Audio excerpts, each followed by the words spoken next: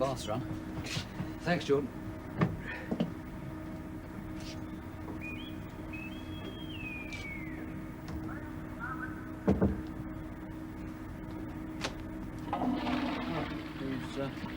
Who's in there?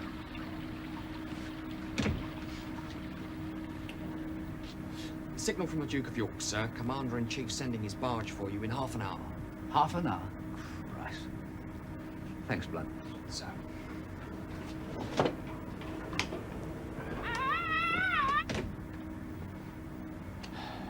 Number one. Huh? C&C seems in a hurry. Rope ladder will do, starboard side, after I've spoken to the ship's company. Aye, sir. More signals from Admiralty, sir. Palomar is through.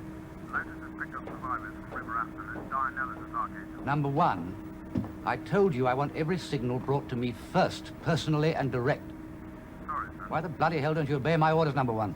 The men will be mustered for today at 1100, sir. Right.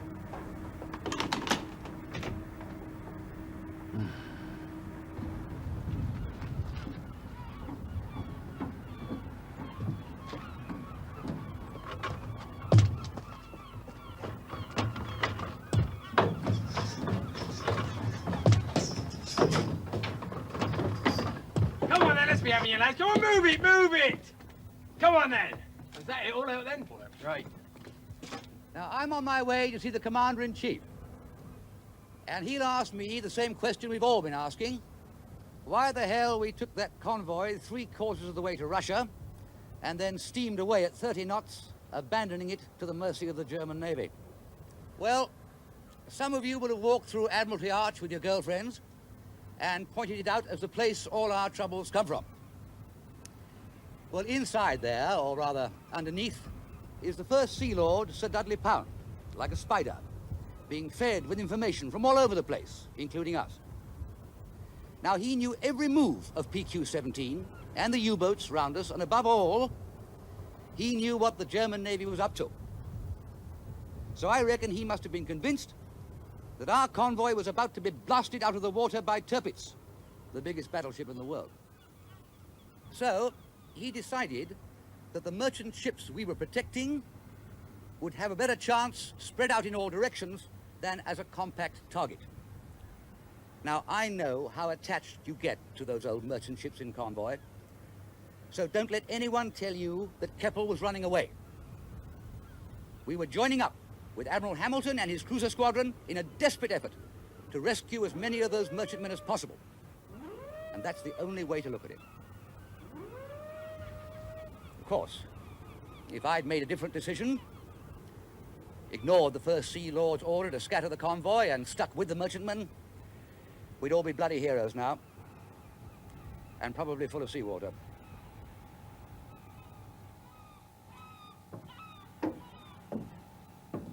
Any sign of the Admiral's barge? Not yet, sir. Signal from the Admiralty, sir. Lotus has picked up Commodore Dowding. Well done, Lotus. Thanks, Doc. That's marvelous. Coco? Thanks, Jordan. But they don't make it like that on the Duke of York. I hope not. It's a lot of thanks, that is. Commodore Dowding's among the survivors, Jordan. He would be. Still smoking his pipe, I'll bet. Pass the word round, shall I? Yes, do.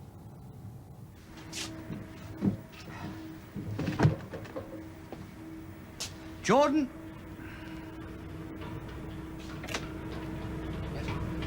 What the bloody hell have you done with the bridge diary? Nothing.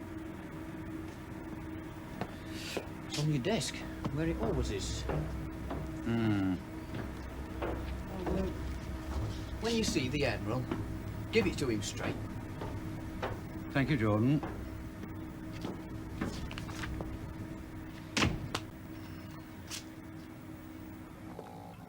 Get that smirk off your face, bloody bank clerk. It's important to do things in style. Aye, aye, sir. Especially when you're being transported to the Tower of London to have your head chopped off. Pipe!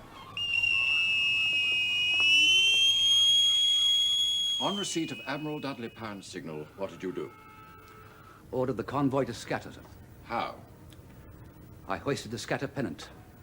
And that took 15 minutes. 5, sir. 5. That signal was prefixed most immediate. Why the delay? It was unbelievable. Commodore of the convoy thought so too when he saw my signal flying at Keppel's masthead. He couldn't believe his eyes.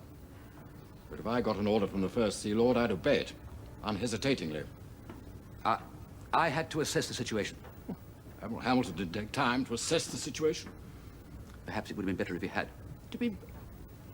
Admiral Hamilton immediately turned his cruiser squadron round and headed west as ordered. But you hesitated. Why? Why? We were on top of the world, sir. Then to get that order from Whitehall to scatter that convoy with U-boats all round us like sharks. Lotus thought it was a hoax by the Germans, thought they'd broken our code or something. No mind about the Lotus, she's still with the convoy. What's left of it. But you hesitated to obey that order. Why? Because it was wrong. If it was wrong, and you knew it was wrong, why did you obey it? I obeyed it instinctively, sir, having assumed that the First Sea Lord had more information about enemy movements than I had.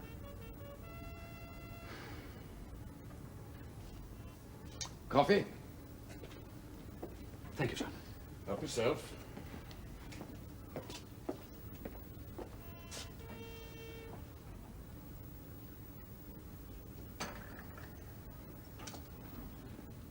I've got it. My war game exercises in 1938. You were my chief of staff. Red Fleet versus Blue Fleet. Yes, sir. You left me in charge while you went to play golf. That's right. Well, I won, didn't I? The golf, sir? Now, you were about here when you got the signal from the Admiralty telling you the enemy was on your tail. Was that when you altered course to the north? No, sir. No. I'd done that 2 hours earlier. We were almost suffocated with information from the Admiralty. We knew there were enemy forces in the vicinity. We could see them. Aircraft and U-boats, perhaps, not the Tirpitz. I guessed that sooner or later she'd be heading in our direction. Guessed. Broom, I have to make this report to the First Lord of the Admiralty. Yes, sir. He will make his report to the Prime Minister in person. There'll be no guesses or excuses from either of us. Yes, sir. What were your orders when you sailed from Iceland?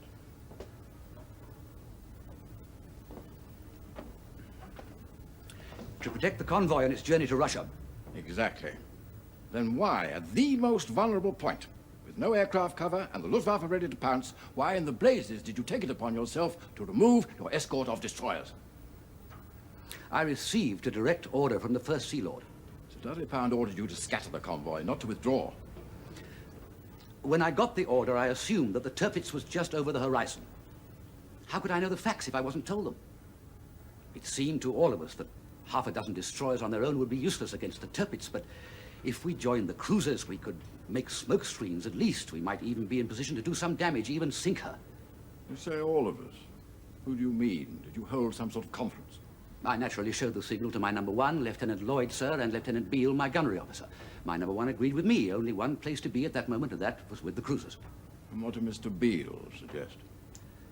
As far as I remember, sir, he didn't suggest anything. He's our NVR, sir. I don't think I asked him for his opinion. But he saw the signal. Yes, sir, and Lieutenant Dixon. Oh, and the signal officer, and Uncle Tom Cobley and all. Well, sir, every bone in my body told me that order was wrong. Yet you couldn't make a decision without the moral support of your junior officers. No, sir, I hesitated. Why?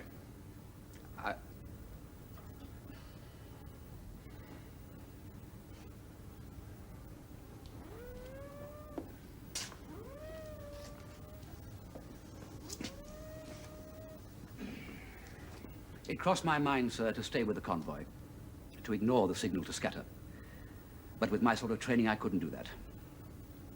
I made the signal Charlie Mike to the escort destroyers, and they fell into line behind me, and we steamed back through the convoy. It took 2 hours to catch the cruisers, and then we hit a fog bank. Nearly hit the London at the same time. I remember saying to my number one, it could have been the bloody Tirpitz.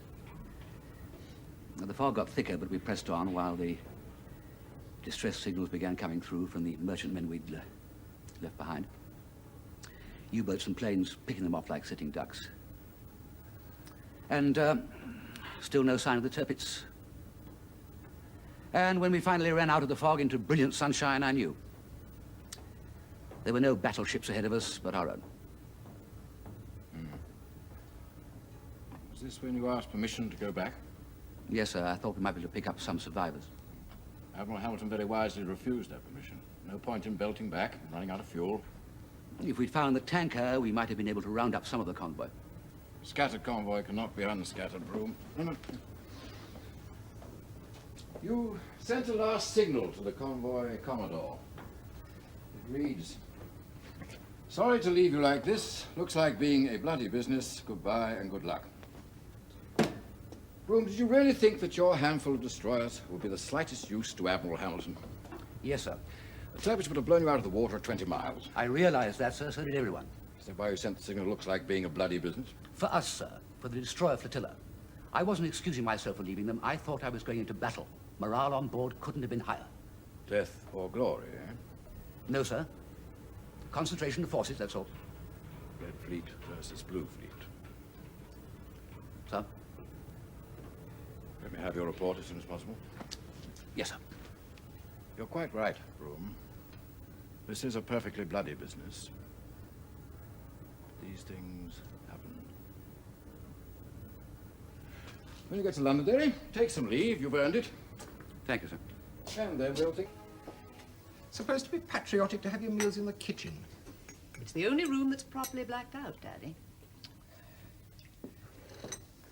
When I was your age, it was my ambition to be an admiral. But I never thought I'd end my days peeling potatoes and doing the washing up. But you do it so well, Daddy.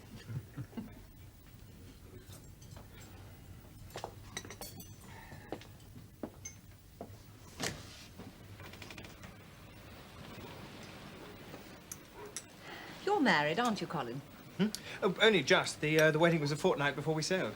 Is she coming down here at all? No, she's working at Bart's hospital. Is she a nurse? No, she's on the catering side. She's a dietitian. I remember the first time Jack came to our house, he looked half-starved. I was half-starved. Just got back from the China submarine flotilla and dysentery. China station, cushy number, that's very cushy. My captain only had one entry in his standing order book. Fear God, honor the king, and keep your bowels open. That's the trouble with Jack, he never knows when he's gone too far. Got no respect. Always picks on admirals with his cartoons. The one with Miss Snodgrass in the bath is the spitting image of Admiral Percy Noble. And that one there, exactly like Dot's. You know, the first time Jack came to our house... Officially? Wanted to marry Sybil. Well, I've got 8 children, so I said to him, I could see he thought he'd got his feet under the table. I said, why did you pick Sybil? Do you know what he said? Love at first sight. He said, if I can't sleep at night, I count your children going through a 5-barred gate. And Sybil is always the last one through. What fancy. That, from a junior lieutenant who wants to marry an admiral's daughter. I'd imposed it to Aiden. Cheek of the devil, that's Jack. If you tell them any more, sir, my life won't be worth living when I get back on board. I think I can see Simon coming in slowly. I'll just go and meet him. Oh, dear, I think I'm the one who's gone too far this time. Oh, no, he doesn't mind at all. He's tired, that's all. Did you say you were a bank manager? Come on, Simon, look lively, stow the oars!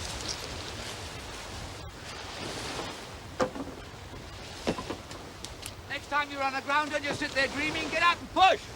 I did get out!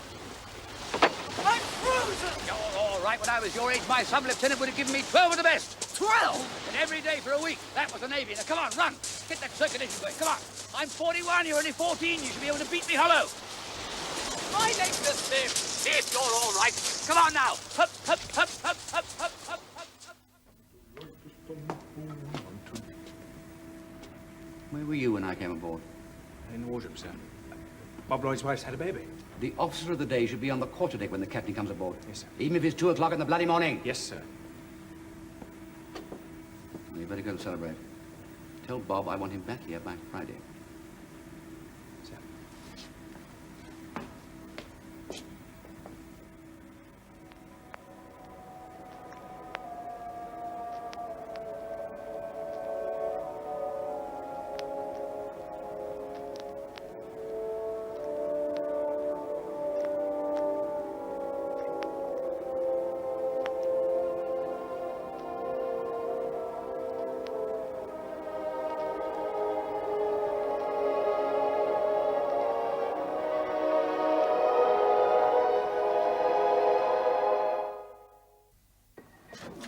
Clarkson. Sir? Where the hell is everyone? Mr. Lloyd is in the wardroom, sir. Is he?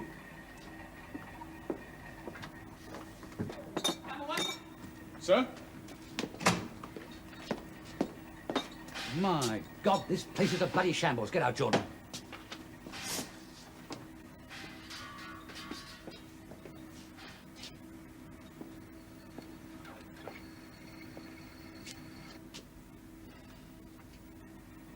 Signal from base Commodore. All shore leave stopped.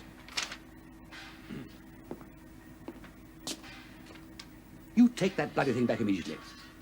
What do you mean going to shore, sir? Those are my orders. You get me a new tennis racket while you're at it. Sir.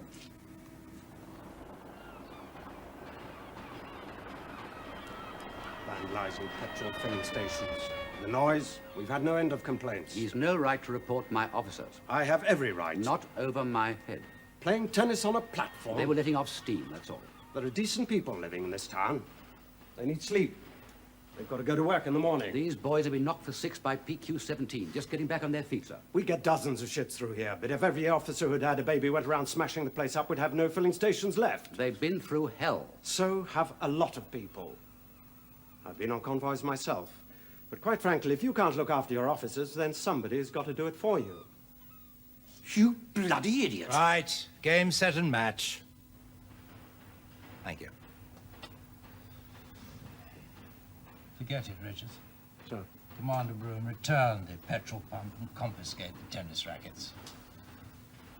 See you at lunch, Dickie. Aye, sir. Hang on a minute, Jackie.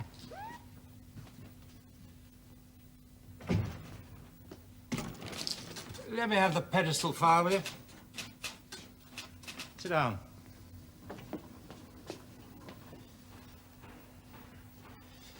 That petrol pump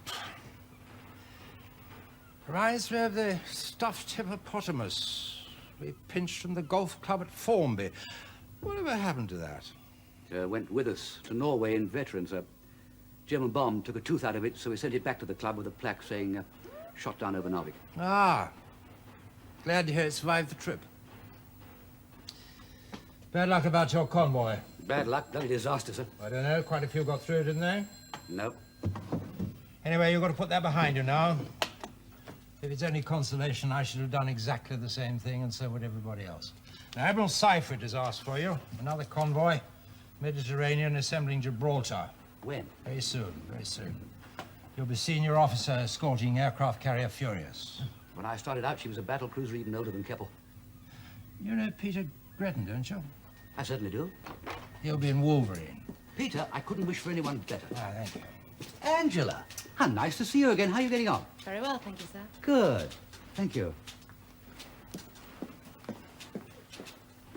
Yes, she was in operational planning Liverpool. Beautiful legs. How many planes do you carry, sir? 38. That's what I call air cover. For Malta, Peter. Not for us. As far as we're concerned, the rest of the convoy doesn't exist. We'll be way ahead of it anyway. But for your information, there are 14 merchantmen, and there's every expectation that 14 of them will reach Malta. England expects. Malta's got to be relieved, and it's the Navy's job to see that it is. Now, gentlemen, I need hardly remind you that one of Jerry's favorite tricks is to distract our attention by dropping a couple of bombs from the ceiling while his main torpedo attack is coming in from the side. We had a few near misses like that on PQ-17, didn't we, Commander? May I ask one question, sir? Yes, ask as many as you like. Is Admiral Seifert an overall command of this operation? Yes. I know you Americans are a bit wary of our operation, but they don't come better anywhere than Admiral Seifert. Yeah. When you say that as far as we're concerned, the rest of the convoy doesn't exist, does that presuppose that in an emergency, we just turn around and head for home? Certainly not, but the main convoy will have its own escort. Our job is to get Squadron Leader Maxwell and his planes within flying range of Malta. Once that's been done, you'll get the signal Blue Danube and get the hell out of it. I'm sorry to persist, sir, but if an Italian battleship appears over the horizon, what happens then? We just press on regardless? depending where we've got to. We have contingency plans for air cover and so on, which you should have in front of you. If necessary, the convoy might have to be rerouted, but... Who gives the order, sir? I think I said Admiral Seifert. Will he be on board, sir, or will he be back at base? He won't be in the Furious, certainly not. And how will he know when to give the order? I'm not quite sure what the point is you're trying to make. He's not trying to make a point, he's trying to score one. On PQ-17, sir, 80% of the merchant ships that went down were American. Ships we were there to protect. Except we were the new boys then. We took our orders from the British Navy without question. Yes. I think PQ-17 taught us all a lesson. But on pedestal, we shall have some air cover. And, of course, proper firepower. That's not what I'm saying, sir. We may have been green as grass then, but we're not any longer. The American Navy does not run away from anybody or anything. No, sir. Never. Well, I think I can safely say that on this occasion the British Navy is both pleased and proud to serve alongside the American Navy. Have you any more questions? Any queries as far as the RAF's concerned? No, sir, we're fine. Peter? No questions, sir. Right, let's all have one for the road. You must think we're all bloody wet. I didn't say that, sir. You think you can sit here in a British man of war and Now, talk get like I that? never intended to You think never intended, don't you bloody well point your finger at me. I can talk your language. I was born there, Seattle, Washington, USA. And I joined the British Navy in 1914. And you have the effrontery to say that we ran away. There isn't a man in my ship who didn't think he was going to his death to protect those merchant ships. I'm sorry, sir. Don't apologize, not for one word. Those ships and those men are at the bottom of the Barents Sea. It's not your fault, Jackie. No. But it's my dishonor. You said one for the road, didn't you, sir?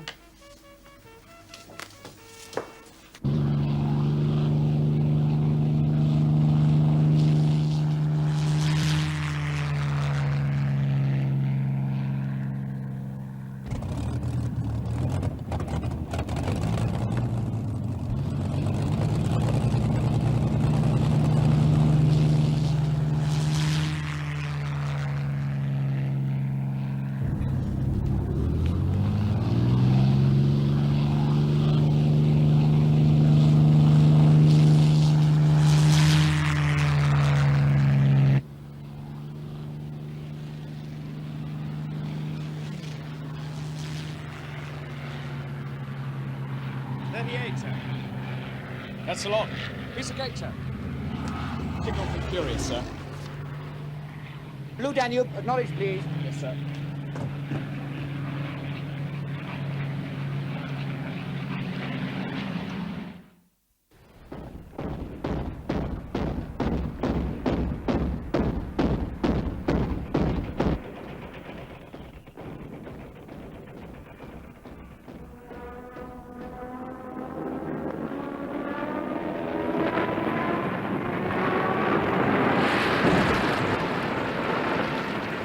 I suppose they're after the tankers. Jerry's no fool.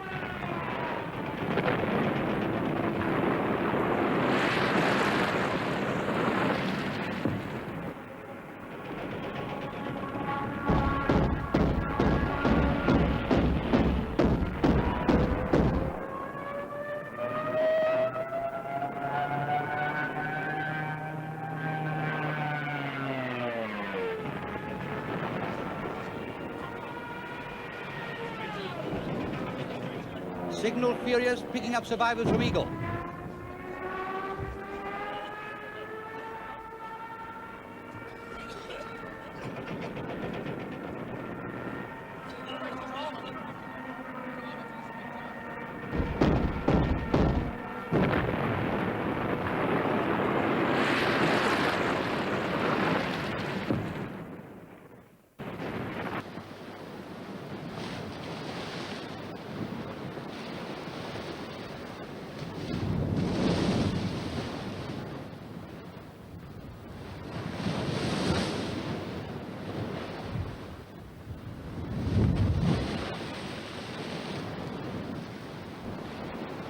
Care to give us a time of arrival, Colin? Yes, sir. Greenwich before 09 AM? 10 bob. 5, sir. So on top of 10 today. Okay, 5 bob.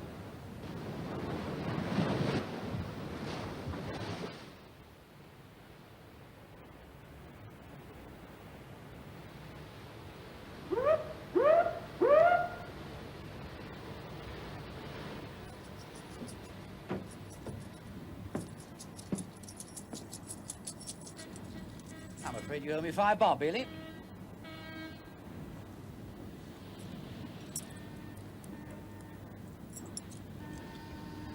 I don't know what to do about you, Colin. Got to do something. You've done bloody well on this trip, but your heart's still in that bloody bank. Find me a drink, sir. Signal from Admiralty, sir. First Lord wants to inspect the ship. What? First Lord wants to inspect the ship tomorrow. A.V. Alexander. Paying us a personal visit, sir? Don't look like that, number one. It's a great honor. Don't forget my gloves, Jordan. Gloves? What gloves? The gloves without which I shall not be properly dressed when saluting the First Lord of the Admiralty, Jordan. You haven't got no gloves. You never have had. Gloves, Jordan. Get them. Everything arranged for the welcome home party tonight? Yep, all laid on. Better be.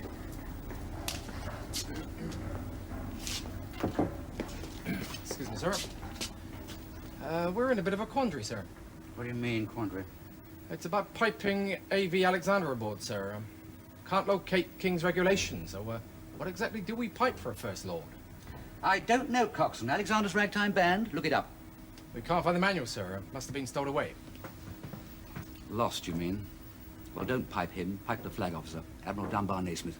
Oh, is he coming, sir? Well, we should be all right then. We were submariners together before the war. Right, sir. Coxswain? Sir? Petty officers are invited for drinks in my cabin tomorrow night between 6 and 7.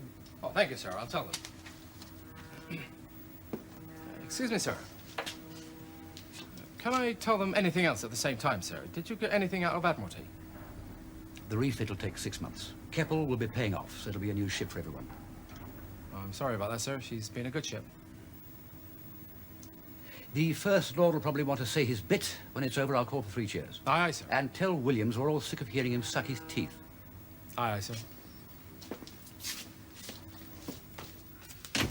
By getting that pedestal convoy through, you've not only saved Malta, you've kept vital supply routes open to your mates fighting in North Africa.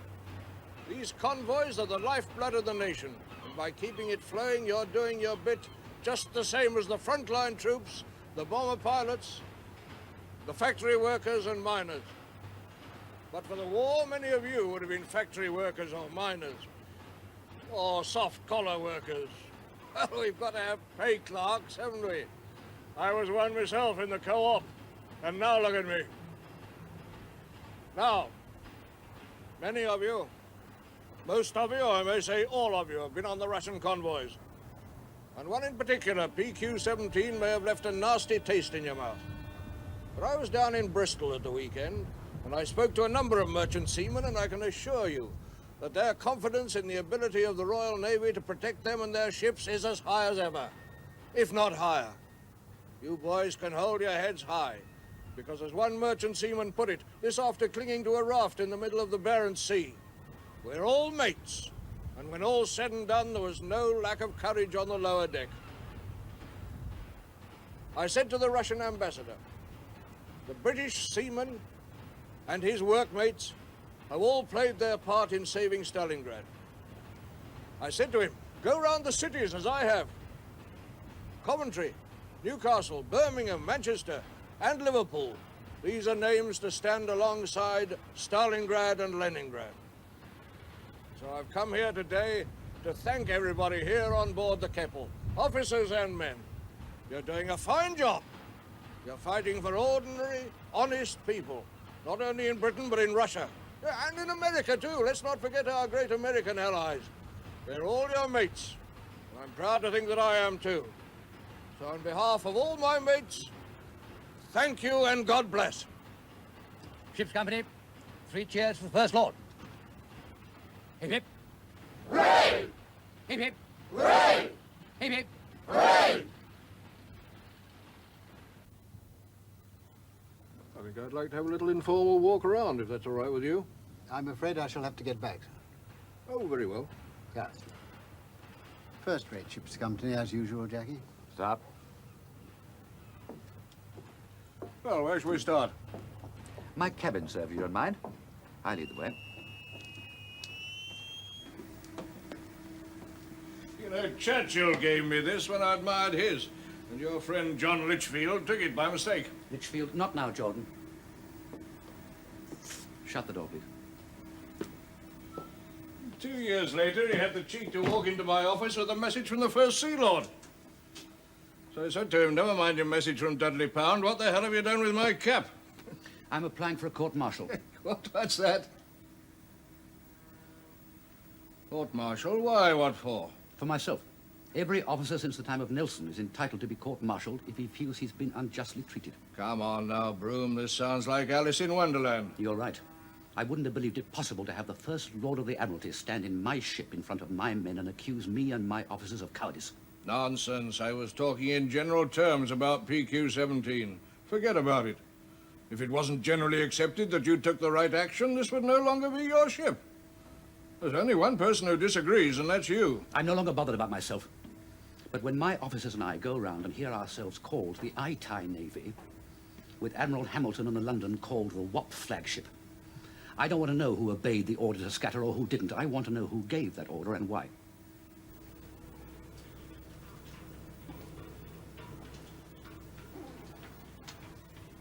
Admiral Dudley Pound gave the order, you know that. Why couldn't it have been left to Admiral Hamilton or even Admiral Tovey? You've just finished another convoy, very successfully. You're going on to command an aircraft carrier, promoted captain. But I'm going to tell you something, Broom. You're still a very, very small cog in a very big war machine. Sit down. I'm used to standing. Now, you may not know this. In fact, I'm fairly certain you don't know this. When Admiral Tubby was chasing the Bismarck, he didn't want to go in case his battleship ran out of fuel. So Winston sent him a telegram. Signal, I should say. Ordering him to stay with the Bismarck even if his battleship had to be towed back. Result, Bismarck sunk, Tubby didn't need a tow. Are you trying to tell me that Admiral Tubby was afraid to go after the Bismarck? Not afraid, no, just wait until I've finished. The result was that he and Admiral Dudley Pound were no longer friends.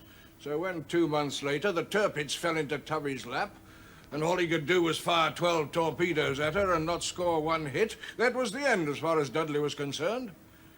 As for Hamilton, all he ever thinks about is air cover. I'm sorry, but as far as Dudley Pound is concerned, they're both tarred with the same brush. As far as I'm concerned, they're two of the best officers I've ever served under.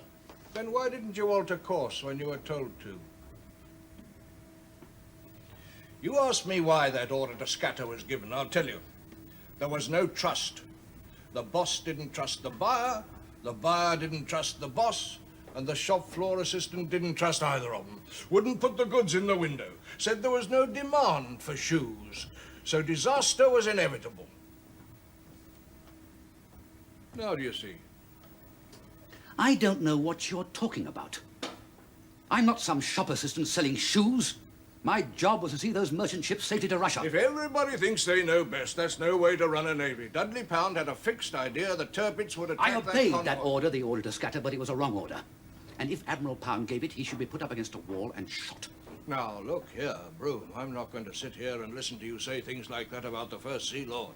I've heard rumors about what's been going on, and if this is the sort of stuff you've been dishing out to your men... How dare you suggest that I discuss my senior officers with the lower deck? Well, Americans in Gibraltar, then. Our allies.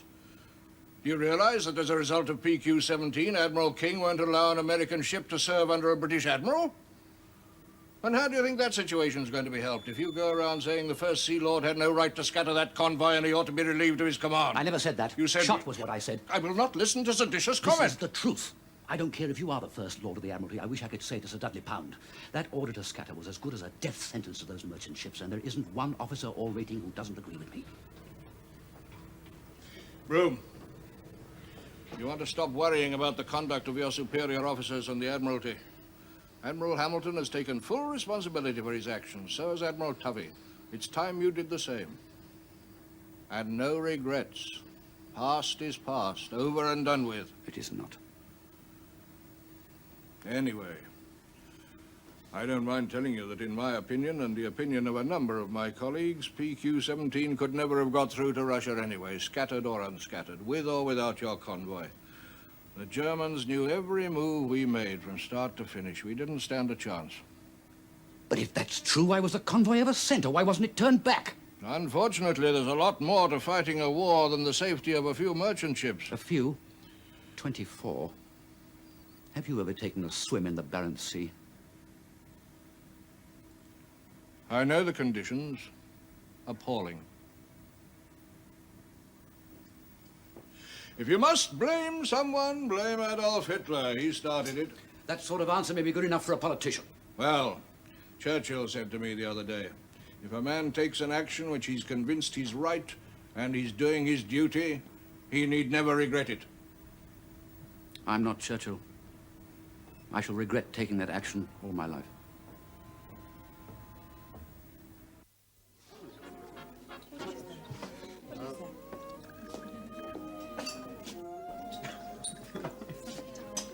Like a bloody morgue in here, Jordan. Where are all the girls?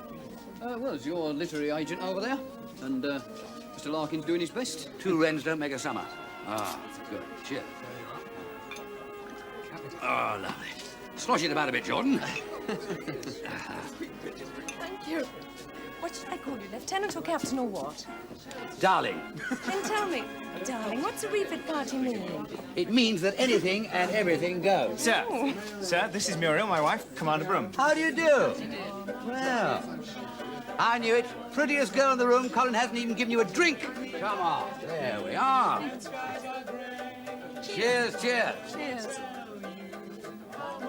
What happens next? Colin doesn't seem to know. I don't know either. Some leave, I hope. Colin said you had the First Lord on board. I think it's time we raise the battle flag. What's that? Raise the battle flag. For action, you silly bitch. Oh, don't worry. He always says that when he thinks things are getting a bit dull. Come on, Tim. Let me have a go. Come on. I've listened to you for 6 months. Come on, it's my turn. Shift over. It's amazing how crafty it all is. I can't imagine what it must be like in a storm. We're all on top of each other. Yes, I'll show you my cabin. I haven't done this since I was on the China station.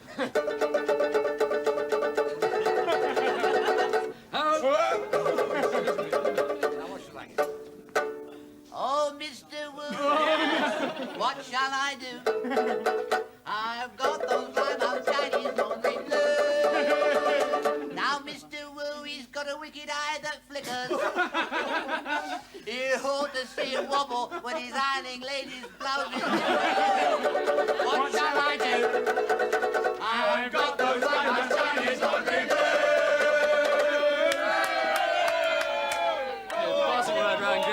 George Baum is our new skipper. You've got a great voice, sir. Cynical Scots bastard. I played at the coronation of King George V, so put that in your bagpipes.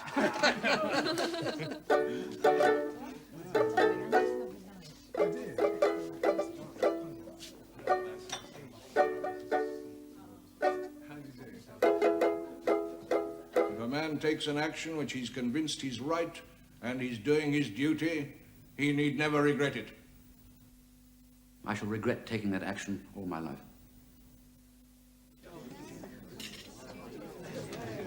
Come on, everybody! This is a refit party, not tea at the vicarage. Jordan, pile all the china in the middle of the table. Right, now where are we? Too much makes you deaf. What? Right, now I want two teams, right? Two teams either side of the table, right? And we throw a cup from one side to the other down the line. If you drop the cup, it's 6 in the kitty. If you break the cup, it's a shilling. Jordan, you're referee. Right, who's the other captain? Now, Bob, where are you? Bob? Bob, you choose your team, I'll choose mine. Now, right, I want Muriel, I want Susan, I want Philippa, I want the tall girl over there with the lovely legs, and I want the one that Tim keeps mauling about. All proceeds to the Merchant Navy Fund. Poor buggers. All right, boss. Boss, Sonny, come on. There we are. Can I be next to you, darling? Of course you can, darling. There you are, next to Colin. Right.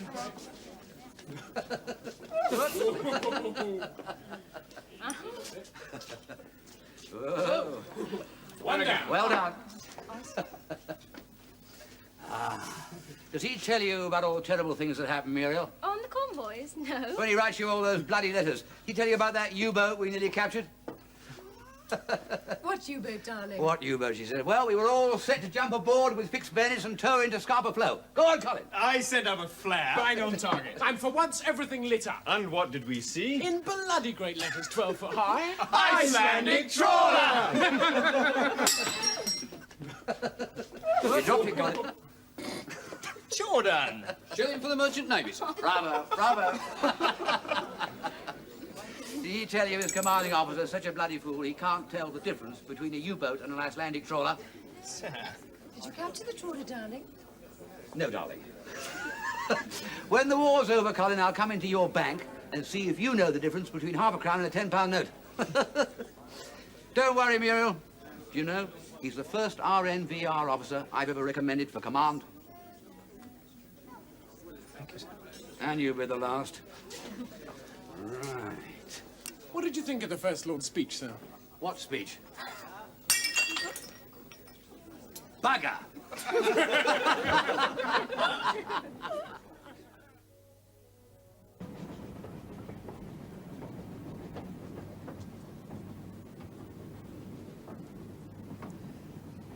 Rummo.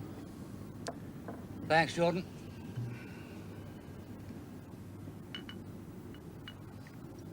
Come on, Jordan.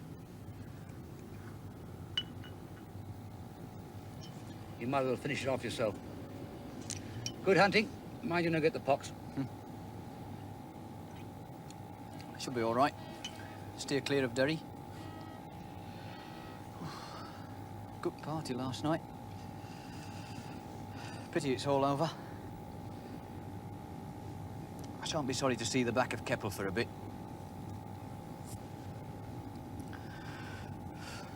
So, it's Vancouver. Sure job. For a bit, till the carrier's fitted out. Vancouver. Any chance of coming with you? Not a chance, sorry. But thanks for asking, Jordan. And, thanks for all the cups of cocoa. Any idea how many? Ooh. About 150 gallons. That's a lot of cocoa gone under the bridge.